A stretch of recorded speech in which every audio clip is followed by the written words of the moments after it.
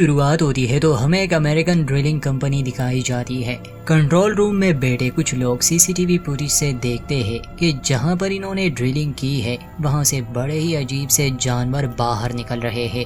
हैरानी की बात ये थी कि इतनी गहराई में कोई जानवर नहीं होते। एक वर्कर खुद ये देखने जाता है मगर वो राक्षस जमीन की गहराई से बाहर आ चुके थे। वो अचानक वहाँ काम करने वाले लोगों पर हमला करते हैं और उन्हें बुरी तरह से मार देते हैं। ये राक्षस करोड़ों की तादाद में थे। देखते ही देखते ये पूरी दुनिया पर हमला कर देते हैं। ये उड़ सकते थे, बड़े थे और शक्तिशाली भी। बंदूक की गोलियां इन पर ज्यादा असर नहीं करती थी, इसलिए इनसे लड़ना बेकार था। सिर्फ एक दिन में ये दुनिया का नक्शा बदल देते हैं। करोड़ों इंसान मारे जाते हैं, बहुत कुछ तबाह हो जाता है। दिन के खत्म होते ही ये राक्षस वापस से जमीन की गहराइयों में चले गए, मगर इन्होंने इतनी तबाही कर ली थी जितना इंसान सोच भी नहीं सकता था। फिर इस हमले के बाद दुनिया भर के देश ये फैसला करते हैं कि अगर भविष्य में इस तरह का हमला होता है तो उन्हें इसके लिए तैयार रहना होगा। वो एक स्पेशल फोर्स बनाते हैं जिसका काम होगा दुनिया भर की गहरी जगहों पर नजर रखना, क्योंकि ये राक्षस नीचे से आते हैं। बल्कि ऐसे कामों को मुकम्मल तौर पर रोक दिया गया था जिसमें ड्रिलिंग होती हो। दुनिया के संसाधन काफी कम हो चुके थे, इसलिए लोगों को काफी मुश्किल पेश आ रही थी। कहानी 15 साल बाद की दिखाई जा रही है। 15 सालों में दुनिया पर उन राक्षसों का कोई हमला नहीं हुआ था, मगर फिर भी उन्हें डर रहता था। ये हमला तभी होता जब सूरज को ग्रहण लगता है, और इन दिनों भी ये होने वाला है, जिससे काफी लोग घबराए हुए थे। उन्हें डर था कि शायद दोबारा से हमला हो। धार्मिक लोग इन राक्षसों को शैतान कहते थे। उनका मानना था कि ये ईश्वर की तरफ से भेजे गए शैतानों की एक सेना है, क्योंकि इंसान अपने रास्ते से भटक चुका है, इसलिए उन्हें सजा देने के लिए जहन्नुम से ये भेजे जाते हैं। अब हमें कहानी का मेन कैरेक्टर डेविड दिखाया जाता है, जो एक कंपनी में काम करता था, मगर वो वहाँ खुश नहीं था क्योंकि उसकी कोई वैल्यू ही नहीं थी। खैर, वो वेंटिलेशन से एक मरे हुए जानवर को बाहर निकालता है और अपने बॉस से छुट्टी मांगने की रिक्वेस्ट करता है, जिस पर वो जवाब देता है कि इस बारे में फिर कभी बात करेंगे। डेविड निराश होकर वहाँ से चला गया। डेविड की पत्नी का नाम लॉरा है, मगर दोनों का डिवोर्स हो चुका है। लॉरा एक यूनिवर्सिटी प्रोफेसर है। उसी यूनिवर्सिटी में मेल्टन नाम का एक टीचर था जिसे लॉरा पसंद थी। उसे पता था कि अब वो सिंगल है, इसलिए वो उसे डेट पर ले जाना चाहता था। लॉरा ये सुनकर कहती है कि मेरे कुछ प्लान्स है। ये देख करके मेल्टन को बुरा लगेगा, इसलिए वो उसके साथ डिनर पर जाने के लिए मान जाती है। इसके बाद हमें डेविड और लॉरा का बेटा टाइलर दिखाया जाता है। टाइलर वैसे तो अपने माँ के साथ रहता था, मगर कभी कभी डेविड भी उसे लेने आता। टाइलर की गर्लफ्रेंड थी मैडी, और दोनों एक दूसरे को पसंद करते थे। हमें दिखाया जाता है कि मैडी उदास बेटी है। जब टाइलर उससे वजह पूछता है तो वो बताता है कि वो दिन फिर से आने वाला है और शायद इस बार भी वो दरिंदे हम पर हमला कर दे। मगर टाइलर उसे तसल्ली देकर कहता है कि पिछले 15 सालों में कई बार सूरज ग्रहण हुआ, मगर किसी ने भी हमला नहीं किया। ये भी ऐसे ही गुजर जाएगा। सीन शिफ्ट होता है मिलिट्री ऑफिसर गेरार्ड पर, जो अपने घर में था। उसे एक इमरजेंसी कॉल रिसीव होती है। असल में मिलिट्री अब उन जगहों पर पहरा देती जहां पर गहरे होल्स हुआ करते थे और उन्हें गेट्स कहा जाता। जब वो उस जगह आता है और वहां के इंजीनियर से पूछता है कि यहाँ क्या हुआ, तो वो बताता है कि हमें कुछ झटके महसूस हुए। ऐसा लग रहा है जैसे वो दरिंदे फिर से धरती पर हमला करने के लिए आ रहे हैं। आज से 15 साल पहले भी जब इंसानों पर हमला हुआ था, उस हमले में गेरार्ड बच गया था। वो कहता है कि मैं ये सब दोबारा नहीं झेल सकता, क्योंकि उसके सभी साथी उन दरिंदों के हाथों मारे गए थे। गेरार्ड किसी तरह बच गया था। गेरार्ड खुद वहाँ के मशीनों को चेक करने लगा कि शायद इनमें कोई खराबी हो। दूसरी तरफ डेविड जाता है अपनी एक्स वाइफ लॉरा के घर, क्योंकि इस वीकेंड टाइलर उसके साथ रहने वाला था। खैर, दोनों की थोड़ी बहस भी हो जाती है, मगर टाइलर को लिए डेविड अपने घर आ जाता है।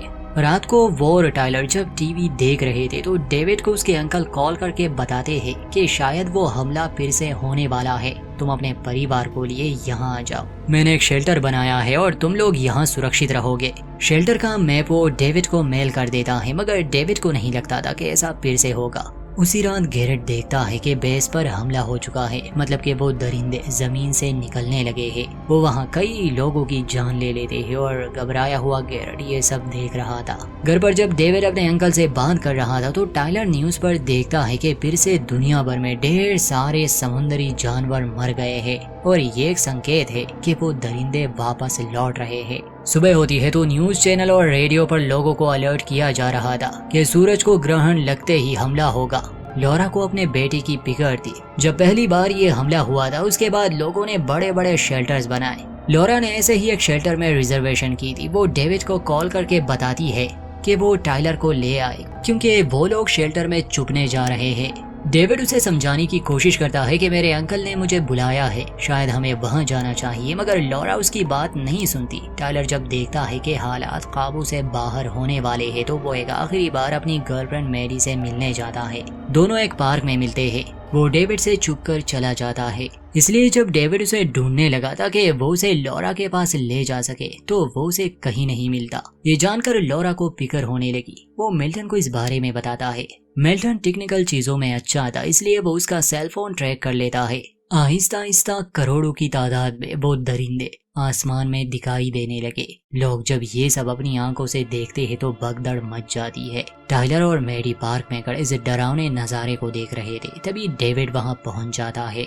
सायरन बजने लगे थे। सभी लोग अपनी जान बचाकर भागने की कोशिश में थे। डेविड टाइलर और मैडी को लिए किसी सुरक्षित जगह जाने वाला था, मगर ठीक समय पर मिल्टन और लॉरा भी पहुंच जाते हैं, इसलिए ये लोग उनके साथ कार में बैठ गए। डेविड कहता है कि हमें मेरे अंकल के पास जाना होगा, मगर मिल्टन ने पहले से ही अरेंजमेंट्स कर ली थी। कुछ लोग सड़कों पर निकले थे और इसे कयामत का दिन मान रहे थे। डेविड की बात कोई नहीं सुनता और ये लोग एक मिलिट्री शेल्टर में चले जाते हैं, मगर वहाँ इतनी भीड़ थी कि कुछ ही समय में वो शेल्टर फुल हो जाता है। हालांकि वो सिर्फ बच्चों और औरतों को ही अंदर ले जा रहे थे। इस बात से लॉरा बहुत उदास हो जाती है, बहुत चिल्लाती है कि हमें अंदर आने दो वरना हम यहाँ मर जाएंगे, मगर काफी लोगों को ऐसे ही छोड़ दिया जाता है।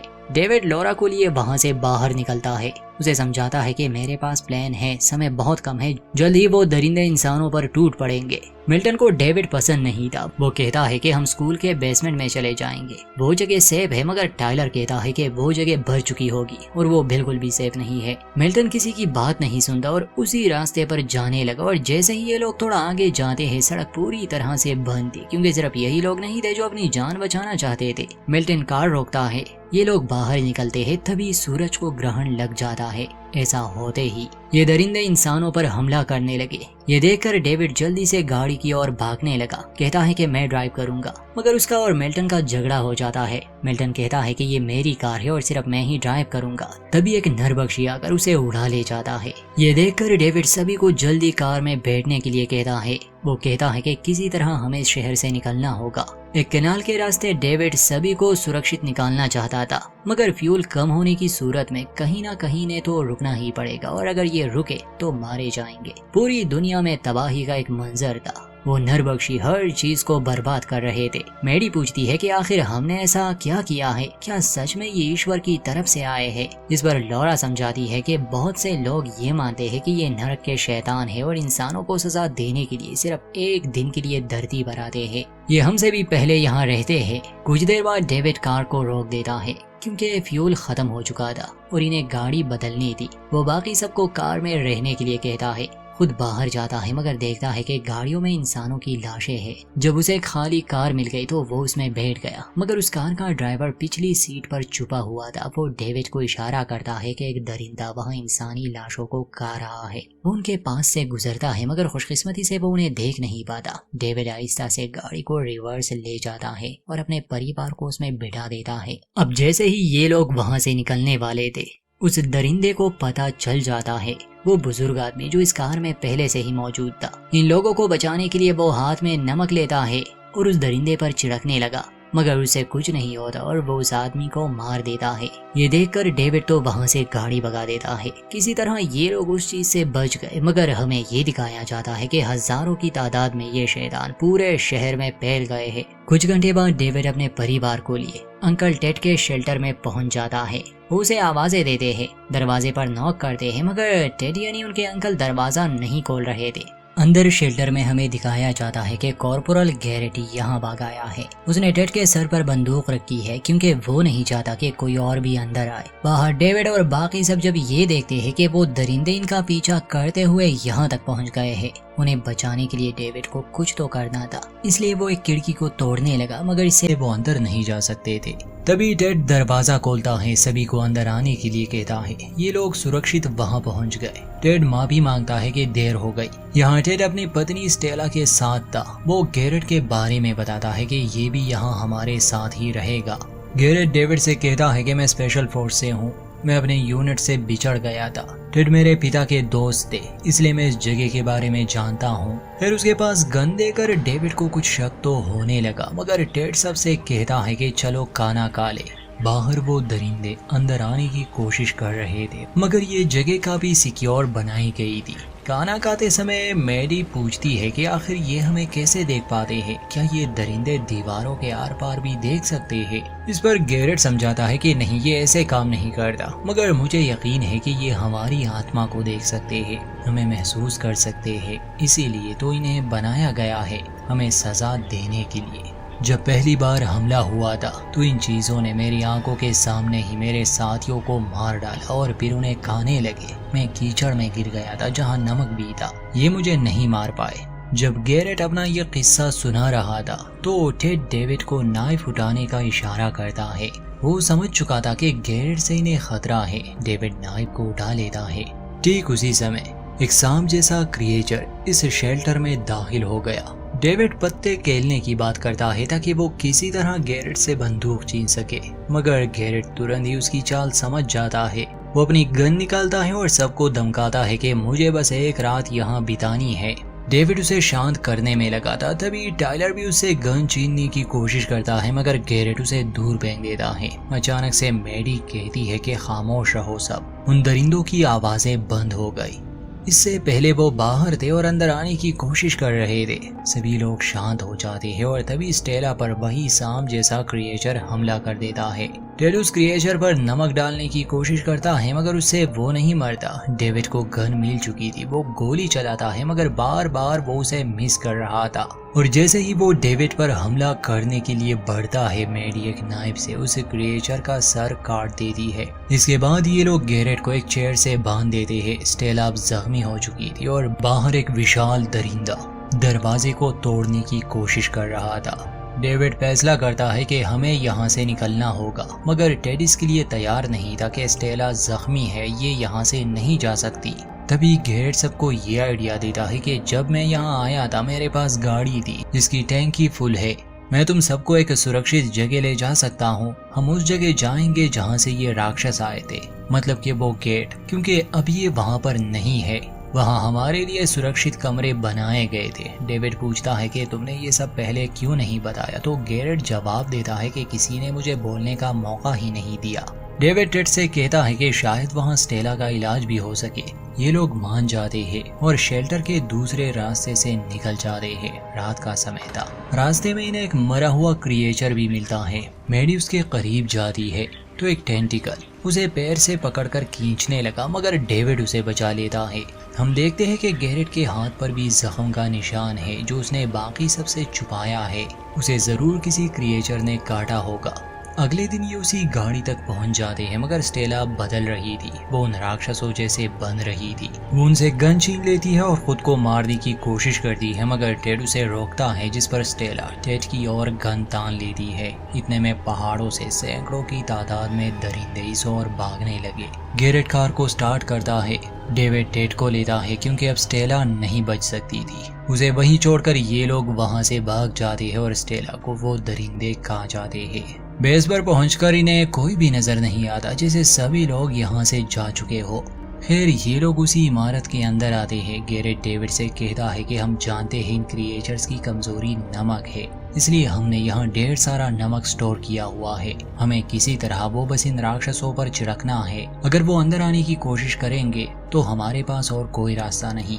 चलते चलते लॉरा देखती है कि टेड की पीठ जख्मी है। वो लोग उसका इलाज करने लगे। गैरेट उन्हें एक बुलेट प्रूफ रूम में ले जाना चाहता था, मगर रास्ते में एक म्यूटेटेड इंसान इन पर हमला कर देता है, जिसे सब मिलकर मारने में तो कामयाब हुए, मगर अब वहाँ और भी हमला करने के लिए बढ़ रहे थे क्योंकि ये जगह उनसे भरी हुई थी। गैरेट खुद को उस ब्लास्ट रूम में बंद कर देता है और बाकी सबको बाहर मरने के लिए छोड़ देता है। उसके पास वैक्सीन भी थी जिसे वो लगा लेता है। डेविड सबसे कहता है कि मैं यहाँ के पाइप सिस्टम में बदलाव करने वाला हूँ, उसी से हम बच सकते हैं। डेविड अकेले ही उस कंट्रोल रूम में जाता है। बिल्डिंग के सारे पानी में वो नमक मिला देता है, मगर उसके बाकी लोगों पर वहां हमला हो चुका था। उन्हें बचाने के लिए टेड आगे आता है, मगर वो भी मारा गया। तभी डेविड पानी को छोड़ देता है, जिससे वो शैतान मरने लगे। कुछ देर बाद वहां इन्फेक्टेड गैरेट आता है, जो टाइलर के कंधे को शूट करता है और बाकी सबको भी मारने वाला था, क्योंकि वो खुद भी नहीं बच सकता था। मगर इससे पहले कि वो सबको मार दे, डेविड मदद के लिए पहुंच जाता है और एक बड़ा ही खतरनाक क्रिएचर वहां आकर गैरेट को निगल लेता है।